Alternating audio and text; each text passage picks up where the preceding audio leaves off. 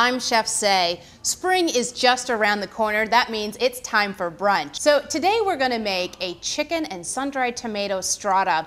And the reason I love this dish is because you make it the night before, put it in the refrigerator, next morning you get up, pop it in the oven, an hour later you're done.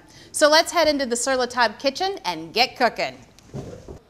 I've started out by sauteing my chicken sausage until it's nice and brown. And you can see how I broke it up into these little pieces. That's really important because you want a nice even distribution throughout the strata.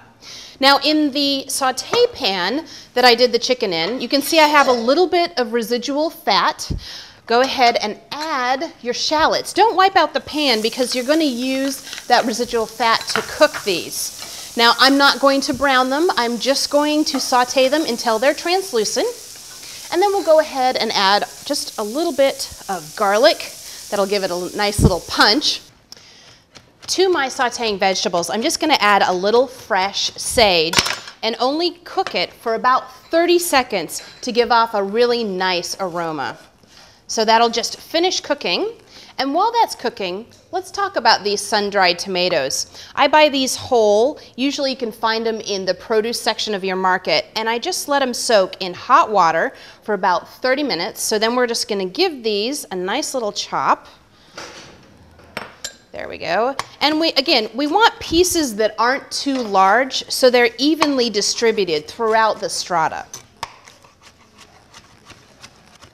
Okay. And then we're going to just stick these into the bowl with our chicken sausage. There we go. Now don't throw this soaking liquid out. We're going to use that to deglaze our pan. So I'm just going to pour that in, and then we're going to let this reduce until the liquid is completely gone. This is going to give the strata a nice, slightly sweet flavor. There we go. So we'll let that reduce. Now, while that's reducing, let's talk about our bread.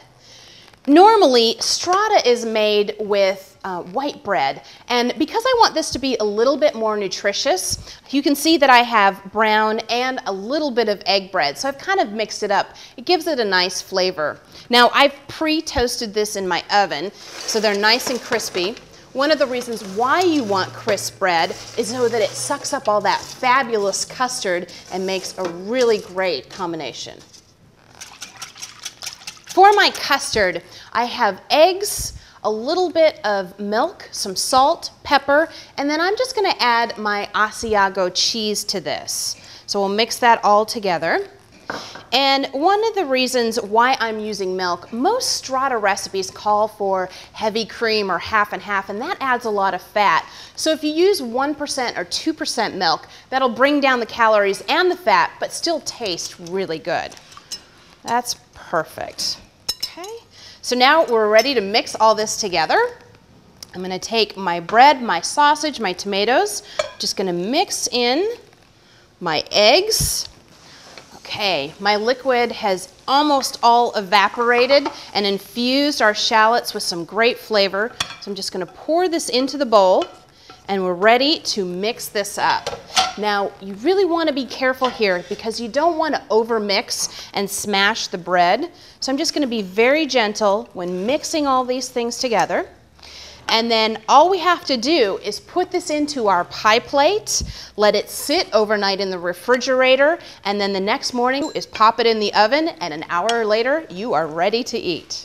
Now we did something a little bit unique. I baked my stratas into little individual portions. Now if you don't have a fancy silicone pan like this, you can go ahead and use a muffin tin. Just make sure you grease it ahead of time. So I'm going to just pop one of these little beauties out. Ooh, it's hot. I wish you had smell-o-vision because it smells so wonderful. So we'll serve 1 or 2 of these on our plate, and you've got the perfect brunch for a crowd. Happy and healthy eating.